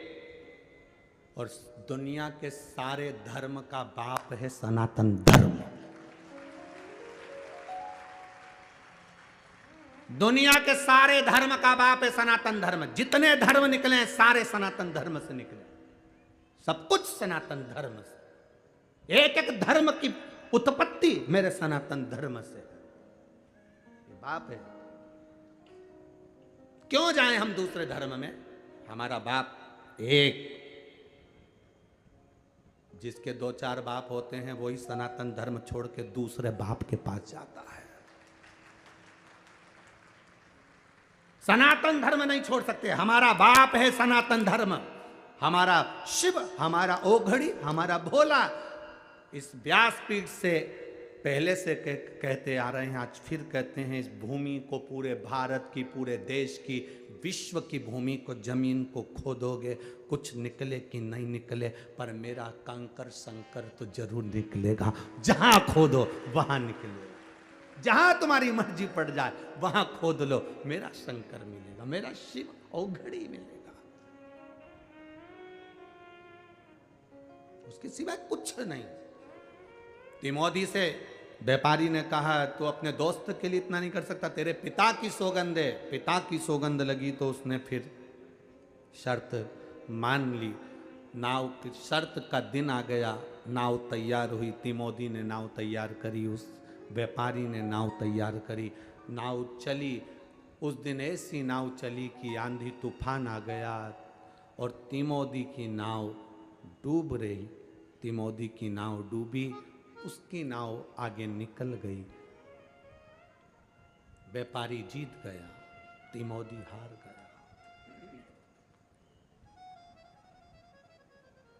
प्रश्न खड़ा हो गया है, शंकर जी का भजन करने वाला हार गया?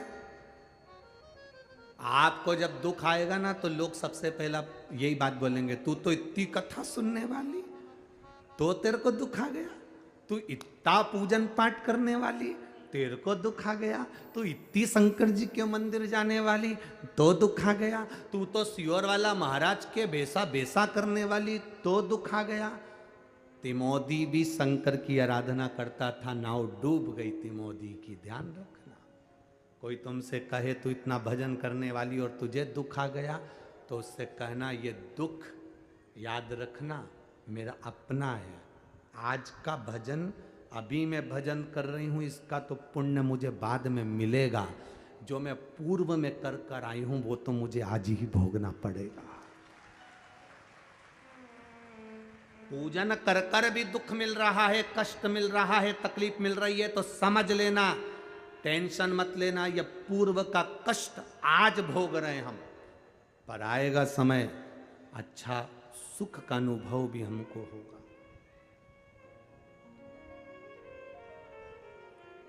खाने के बाद में आम की गुठली को कहीं पर पटक दो, वो थोड़े दिन के बाद बारिश का पानी लगेगा तो वृक्ष तो उत्पन्न होगा। तुम शंकर जी के मंदिर में जल चढ़ा रही हो, बेलपत्र चढ़ा रही हो, तुमने बीज बो दिया, फल तो मिलेगा। चिंता मत करना, थोड़ा समय लग सकता है। तिमोदी हार गया। व्यापारी आया, 10 नाव मंगी, 2 हाथ, तेरे हाथ अब मुझे दे दे, ये भुजाएं मुझे दे दो। हार गए तुम, क्योंकि हाथ से तो नाव चलाता है। ईर्षा थी ना अंदर, वो ईर्षा बर्बाद का कारण बनती है। वो ईर्षा ही तो है अंदर। कई लोग हैं जिनके अंदर ईर्षा झलकती रहती 24 घंटे। कैसे? बस 24 घंटे उनके पास ईर्षा झलकती रहेगी, इसके तो ऐसा हो जाएगा, इसका तो एक दिन ऐसा हो जाएगा, ये ज्यादा उछल रहा है, इसके साथ में ऐसा हो जाएगा। 24 घंटे अंदर से ईर्षा झलक रही है, तो वो बार बार बद्दुआ के रूप में निखर रही है। और वो भी तो कुछ होगा, वो भी तो साथ है। तिमोदी हार गया, 10 नाव दे दी, जो थी उसके पास में टूटी फूटी वो दे दी। हाथ तिमोदी से कहा व्यापारी ने, अब ये हाथ मेरे हो गए हैं, इन हाथ से तू कोई काम नहीं करेगा, ये हाथ मेरे को दे। और तिमोदी ने वो हाथ दे दिए। उस व्यापारी को। अभी तक तो शंकर का शिवलिंग का निर्माण करता था, अब नहीं। घर में कोई था नहीं, अकेला था तिमोदी। भोजन अब कौन दे, और खाए तो खाए किससे, हाथ तो चले गए। अब तो रोटी के भी लाले हो गए, क्योंकि हाथ से रोटी भी नहीं।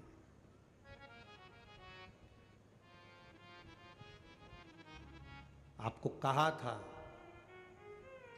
शंकर भगवान को आपने जितना समय दिया है, शंकर भगवान उतना समय आपको देते हैं।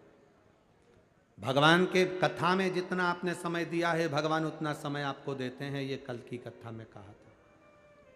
तिमोदी ने जिन हाथ से पार्थिव शिवलिंग का निर्माण करा था, पूजन करी थी, तिमोदी ने जिन हाथ से भगवान का पूजन किया है, तिमोदी ने जिन हाथों से भगवान का पूजन करा, वो हाथ तो उसके चले गए। अब रोटी कौन दे? व्यापारी हंसता हुआ बोला, जिन हाथों पर तेरा बल था वो हाथ अब मेरे हो गए। तिमोदी, अब क्या तेरा शंकर आएगा तुझको रोटी खिलाने के लिए? क्या तेरा महादेव आएगा? और विपदा की जब घड़ी आती है, सब साथ छोड़ देते हैं। आपको कहा था, शादी होती है ना घर में, तो दूल्हे के सब आगे चलते हैं, जब कोई मरता है तो मुर्दे के सब पीछे चलते हैं। सुख में सब आगे हैं, दुख में सब पीछे हैं।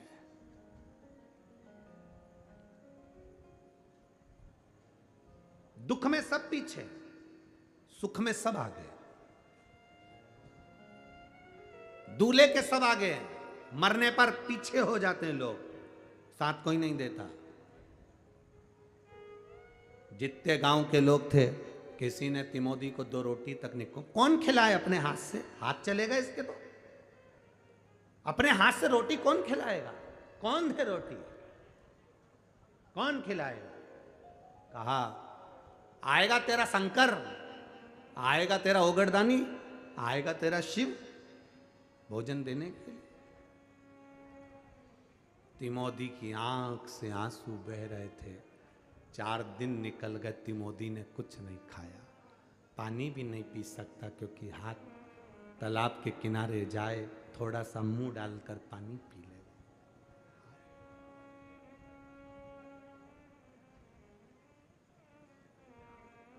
पार्वती जी ने भोलेनाथ जी के लिए भोजन लगाया। शिव जी भोजन करने के लिए जब बैठे, भोजन का स्पर्श मेरे महादेव जी ने करा। स्पर्श कर कर मेरे भोलेनाथ स्पर्श कर कर अपने मस्तक पर से बेलपत्र को उठाकर नेत्रों से लगाकर जल का सींचन कर कर महादेव ने उस भोजन के पात्र पर बेलपत्र को समर्पित कर दिया। बेलपत्र को आज भी हमारे विद्वज्जन, भूदेव, ब्राह्मण जब भगवान शंकर को भोग लगवाते हैं तो एक बेलपत्र भोजन में डाल देते हैं, प्रसाद में डाल देते हैं। उसका कारण क्या है? मेरे महादेव ने भी भोजन के पात्र में बेलपत्र को उठाकर जल सींचन कर कर उस भोजन में डाल दिया। जगत जननी जगदम्बा पार्वती जी ने पूछा महादेव जी से, प्रभु आज भोजन की थाली में आप बेलपत्र क्यों डाले हो? शंकर भगवान कहते हैं, एक बेलपत्र में 33 कोटि देवी देवता विराजमान है पार्वती। ये 33 कोटि देवी देवता का जो भजन करने वाले हैं, कोई राम भजेगा, कोई कृष्ण भजेगा, कोई देवी भजेगा, कोई दत्त भजेगा, कोई शनि महाराज को पूछेगा, कोई राम जी को पूछेगा, कोई गुरु महाराज को पूछेगा, कोई पृथ्वी को पूछेगा, कोई अग्नि को पूछेगा, कोई आकाश को पूछेगा। 33 कोटि देवी देवता इस बेलपत्री में हैं। 33 कोटि देवी देवता का जो भजन करता होगा, पृथ्वी पर रहने वाला व्यक्ति किसी का तो भजन करता होगा। अगर वो पृथ्वी पर रह रहा है, भजन किसी भी देवता का कर रहा है, अगर वो भूखा है, एक बेलपत्री मैंने भोजन में रख दी है, मतलब सब जीवों का मैंने पेट भर दिया है। एक बेलपत्र समर्पित कर देने पर वो किसी का भी भजन कर रहा हो, राम का करे, कृष्ण का करे, शिव का करे, देवी का करे, भवानी का करे, दत्त का करे, वो जिसका कर रहा होगा, उसका भक्त अगर भूखा होगा, पृथ्वी के मनुष्य, जलचर, थलचर, वायुचर, पक्षी पृथ्वी पर रहता है, कीड़ा पृथ्वी पर रहता है, पशु पृथ्वी पर रहता है, मनुष्य पृथ्वी पर रहता है। आप लोग बैकुंठ में नहीं रह रहे हो, आप लोग ब्रह्मलोक में नहीं रह रहे हो, पक्षी बैकुंठ में नहीं है, कीड़ा ब्रह्मलोक में नहीं है, पृथ्वी पर है। तो ये घर जिसका है, पेट भरने की जवाबदारी भी उसकी है।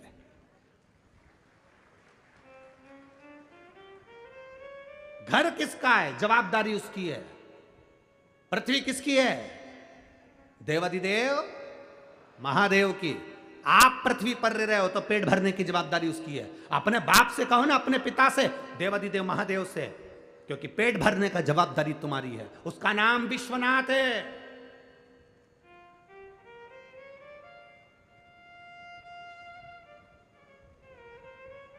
सारे देवताओं का नाम निकालना, सबका नाम निकलेगा, जो निकलेगा, कोई बद्रीनाथ निकलेगा, कोई ये नाथ निकलेंगे, कोई वो नाथ निकलेंगे, पर विश्वनाथ एक ही है। क्योंकि विश्व का नाथ है, इसलिए आप अनाथ नहीं हो। आप अनाथ नहीं हो क्योंकि विश्व का नाथ है। पृथ्वी पर कीड़े भी हैं, मकोड़े भी हैं, जलचर भी है, थलचर भी है, वायुचर भी है। इन सब की जवाबदारी ब्रह्मा जी ने किसको दी है? ब्रह्मलोक की जवाबदारी ब्रह्मा जी की है, बैकुंठ लोक की जवाबदारी भगवान विष्णु की है, इंद्रलोक की जवाबदारी इंद्र की है। सारे देवताओं की अपनी अपनी जवाबदारी है। पर पृथ्वी पर अगर कोई भूखा सोता है तो उसकी जवाबदारी देवाधिदेव महादेव की है। कैसे भूखा सो जाए? एक बेलपत्र भोजन की थाली में रख दिया, वो किसी का भी भजन करे, राम कहे, कृष्ण कहे, जिसकी मर्जी पड़े वो कहे, उसका भी अगर भक्त है, पर भूखा ना सोने दूंगा, है तो मेरा। एक बेलपत्र सम। पार्वती जी ने, गौराणी ने, मां जगज्जननी ने पूछा, नाथ नाथ क्या बात है? कोई बात है? शिव जी कहते हैं, पार्वती मेरा एक भक्त है तिमोदी, बालू रेत का शिवलिंग बनाता था। कभी उसने दिया नहीं जलाया, कभी उसने अगरबत्ती नहीं लगाई, कभी उसने बेलपत्र नहीं चढ़ाया, कभी उसने फूल नहीं चढ़ाया, कभी उसने कोई वस्तु मेरे ऊपर समर्पित नहीं करी। केवल शिवलिंग बनाता था, समुद्र की लहर आती थी, मुझे लेकर चली जाती थी। बस उसका शिवलिंग बनाना मेरे हृदय के लिए आनंद था। कल आपको कहा था, मेरा बाबा तुम्हारे नारियल से प्रसन्न नहीं होता है, मेरा बाबा तुम्हारी चिरौंजी से, लड्डू के डब्बे से। हाँ, दुनिया के लोग तुम्हारे लड्डू के डब्बे से प्रसन्न हो सकते हैं, दुनिया के लोग तुम्हारे धन से, तुम्हारे दिए गए नोट के लिफाफे से प्रसन्न हो सकते हैं, दुनिया के लोग तुम्हारी दी हुई वस्तु से प्रसन्न हो सकते हैं, पर मेरा महादेव तुम्हारी वस्तु से प्रसन्न नहीं होता। मेरा महादेव को पाने का सबसे सुंदर तरीका है आपका दिल, आपका निर्मल हृदय, आपका मन। बस उससे भजन करो, उससे भजन करो।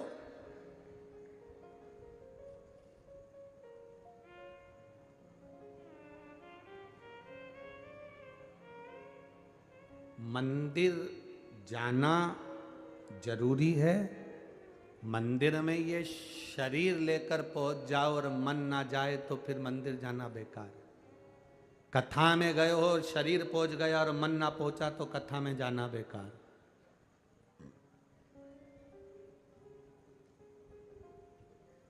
लाखों लोग इस कथा में, आज लोगों को लग रहा था सुबह 8 बजे की कथा है, कहां से इतने लोग आई? लाखों लोग, पूरी रोड भरी पड़ी है। मैं चैनल वालों से भी कहूँगा कि रोडों को भी आप अवश्य कवर करें और दिखाएं टीवी चैनल के माध्यम से। पूरी रोड भरी पड़ी हुई है, लाखों भक्त इस कथा को सुन रहे हैं। पर इतने भक्तों में एक सुई भी गिर जाए ना तो उसकी भी आवाज़ आ जाती है। इतना साइलेंट रहकर आप लोग कथा का रस तत्व ग्रहण कर रहे हैं। कहाँ? जहाँ पर 10 लोग एक सब्जी मार्केट में खड़े हैं तो आवाज आ रही है, एक स्कूल में 10 बच्चे बैठे हैं तो आवाज आ रही है, एक जगह पर 50 लोग इकट्ठे हो जाएं तो आवाज आती है। यहां लाखों एक साथ बैठे हुए हो और साइलेंट, एकदम साइलेंट, क्योंकि कथा तुम शरीर लेकर आए हो ना, शरीर के साथ तुम दिल महादेव को देने के लिए आए हो, इसलिए कथा का रास्ता है। और जितनी साइलेंट अंदर है उतनी साइलेंट रोड पर है। सुनिए जाकर, रोड पर भी जो बैठा होगा उसका दिल परमात्मा में लगा हो। वो शरीर नहीं लाया है, अपना दिल लाया, अपना मन, अपना चित्त लाया। मंदिर में जाओ शरीर लेकर नहीं, ये दिल लेकर जाना। भले तुम्हारे पास कुछ भी नहीं हो, कुछ नहीं, मेरे पास फूल भी नहीं, मेरे पास जल भी नहीं, पर दिल लाया हूं बाबा, क्योंकि जब मैं पैदा हुआ था ना मेरे पास में फूल था ना मेरे पास में जल था। जब मैं पैदा हुआ था तूने दोनों आंख बंद कर कर, कान बंद करे, हाथ मुष्टि का बंद, छोटा सा शरीर घुड़ी मुड़ी करा हुआ, तूने मुझे पैदा करा था। कुछ देकर नहीं भेजा था, केवल मेरा दिल देकर भेजा था, और वही तुझे समर्पित है। क्या वो एक गीत की लाइन तुम्हारे सामने होना चाहिए, और क्या दूं मैं तुझे दिल के सिवाय, तुझको हमारी उम्र लग जाए।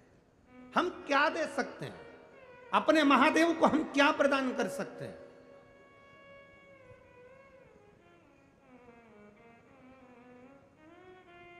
हम क्या दें उसको?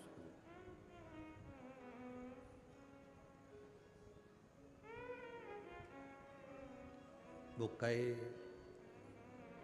कभी फुर्सत हो तो डमरूधर निर्धन के घर भी आ जाना, जो रूखा सूखा दिया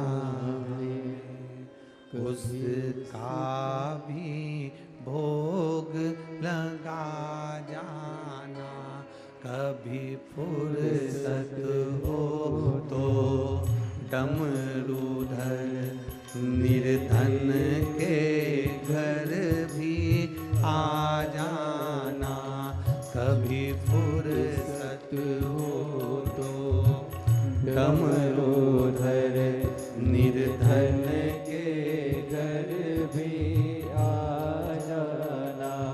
जो रूखा सूखा दिया हमें उसका भी भोग लगा जाना। कभी फुर्सत हो तो डमरूधर निर्धन के घर भी आ जाना। आओ से आनंद के साथ जय हो।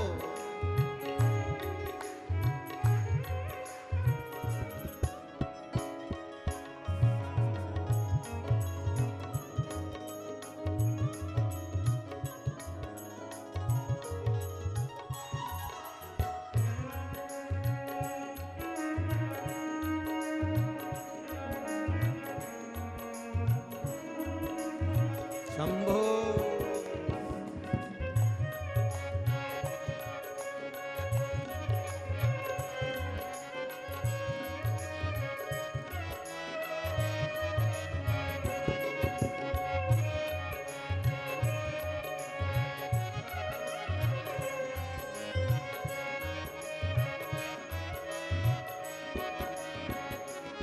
जिस घर के दिए में तेल नहीं, वहाँ जोत जलाऊं मैं कैसे।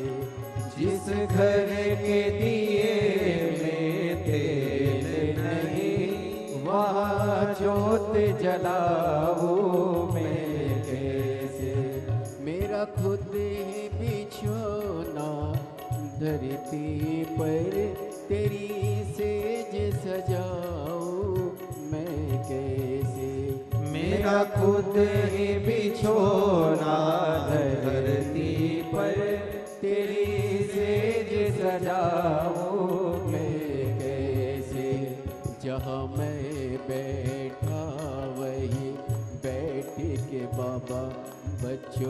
का दिल बहला जाना। कभी फुर्सत हो डमरू बाबा निर्धन के घर भी बहला जाना। कभी फुर्सत हो तो डमरू धर निर्धन के घर भी आ जाना। जो रूखा सूखा दिया हमें उसका भी भोग लगा जाना। जो रूखा सूखा दिया हमें उसका भी भोग लगा जाना। कभी फुर्सत हो तो डमरूधर निर्धन के घर भी आ जाना। कभी फुर्सत हो तो डमरूधर निर्धन के घर भी आ जाना। हर हर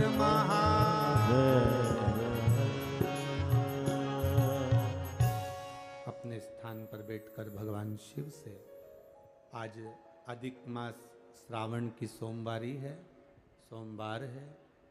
बाबा से विनती करिए, जहाँ जगह मिल जाए वहाँ बैठकर उससे मन से, हृदय से, दिल से प्रार्थना करो। जितने लोग रोड पर बैठे हुए हैं वो भी, जो इधर उधर खड़े हों वो भी 5 मिनट बैठकर बाबा से विनय अवश्य करो,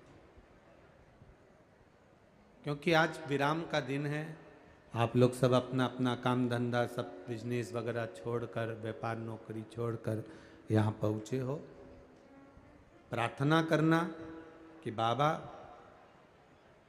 सियोर वाले महाराज कहते हैं 3 महीने में सुनता है, पर हमारे ऊपर ऐसी कृपा कर दे कि बालोद की कथा के पहले सुन ले तो हम वहीं पर आ जाएं कहने के लिए। ऐसी कृपा तो कर, जहाँ जगह मिले वहाँ बैठकर बाबा से दिल से, हृदय से, भाव से कहिए, श्री शिवाय नमस्तुभ्यं। श्री शिवाय नमस्तुभ्यं। श्री शिवाय नमस्तुभ्यं। श्री शिवाय नमस्तुभ्यं। श्री शिवाय नमस्तुभ्यं। श्री शिवाय नमस्तुभ्यं। भोला सब दुख काटो हमारा, ओ भोला सब दुख काटो हमारा। शिव शंकर जपो तेरी माला, भोले बाबा जपो तेरी माला। भोला सब दुख काटो हमारा, ओ भोला सब दुख काटो हमारा। वेश है मंगल मंगलकारी, वेश है मंगल मंगलकारी। शमशान वासी हमारा, शमशान वासी हमारा। ओ भोला सब दुख काटो हमारा, ओ भोला सब दुख काटो हमारा। शिव कथा कहती है तिमोदी के दोनों हाथ चले गए और व्यापारी उसको अपशब्द कह रहा है, ताने दे रहा है व्यापारी उसको कि तुम्हारे को भोजन क्या देवाधिदेव महादेव कराएंगे? क्या तुमको रोटी क्या शिव देंगे, भोजन क्या शंकर देंगे? और ध्यान देना महाराज, दुनिया के दुखड़े जो तू हर गया डमरू वाले, तो क्या मेरे दुखड़ों को देखकर डर गया डमरू वाले। ये शिव की उदारता है, ये शंकर की करुणा है। जब तक वो करुणा नहीं करता तब तक सुख का अनुभव नहीं होता। पार्वती जी ने पूछा, आपके आंखों में जल भर रहा है, क्या बात है? शिव जी कहते एक भक्त है तिमोदी, मछली पकड़ता है, व्यापार मछली का है, मछली का व्यापार है उसका, बड़ा सीधा सा है, बड़ा